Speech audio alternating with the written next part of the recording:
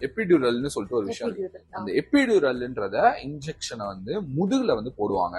அது போட்ட உடனே உங்களுக்கு வந்து நம்பாயிடும். சோ பெயின் ஃப்ரீயா நீங்க பெயின் வந்து 100ல இருந்து 80% ஆஃப் பெயின் வந்து கம்மியாகும். பட் ஒன்ஸ் நீங்க இந்த புஷ் பண்ற ஸ்டேஜுக்கு போகும்போது அந்த எபிடியூரல் வந்து இது பண்ண மாட்டாங்க, நீங்களே தான் புஷ் பண்ணணும். அந்த டைம்ல நீங்க பெயினை வந்து கோ த்ரூ பண்ணி தான் ஆகணும், புஷ் பண்ணி தான் வந்து குழந்தைய வந்து டெலிவரி பண்ணணும். சோ இந்த எபிடியூரலை வேணான்ட்டான், வேணான்னு கான்பிடண்டா சொல்றா. டாக்டரும் சூப்பர், ஓகே, நல்லா பயங்கர வில் பவர் இருக்கிறவங்க, ஸ்ட்ராங்கா இருக்கிறவங்க நினைச்சாங்க. ஏன் வேணான்னு? அதான் என்னன்னா, இப்போ அது வந்து நம்மளோட பேக், அந்த என்ன சொல்லுவாங்க, ஸ்பைன்ல தான் அது வந்து போடுவாங்க ஆக்சுவலி. சோ அதுல இன்ஜெக்ஷன் போடும்போது அது இன்னும் பெயின்ஃபுல்லா இருக்கும்.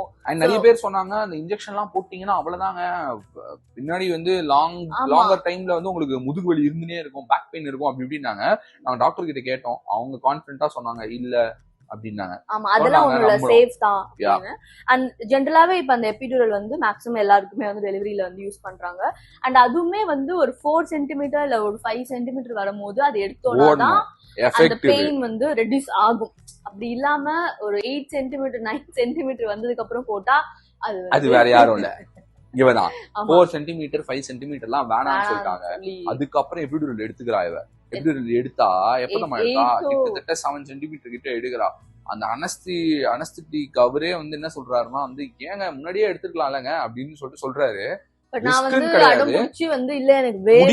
ஆனா ஒரு பாயிண்ட் ஆஃப் டைம் ஒரே ஒரு இந்த என்டையர் ப்ராசஸ்ல நிறைய பேர் வந்து சொல்லியிருக்காங்க. லேபர் வார்டுல வந்து இருந்த என் ஃப்ரெண்ட்ஸ் அசிங்கமா திட்டுவாடா அவன் பொண்டாட்டி அடிச்சிருக்காங்க அந்த மாதிரிலாம் வந்து சொல்லுவேன். நான் என்னடா இவ சேர்த்து வச்சு இவ அந்த ஜேர்னில எதுவுமே பண்ணல, நான் திட்டினது இல்ல, மூச்சு காமிச்சது இல்ல, செஞ்சிருவான்னு நினைச்சேன்.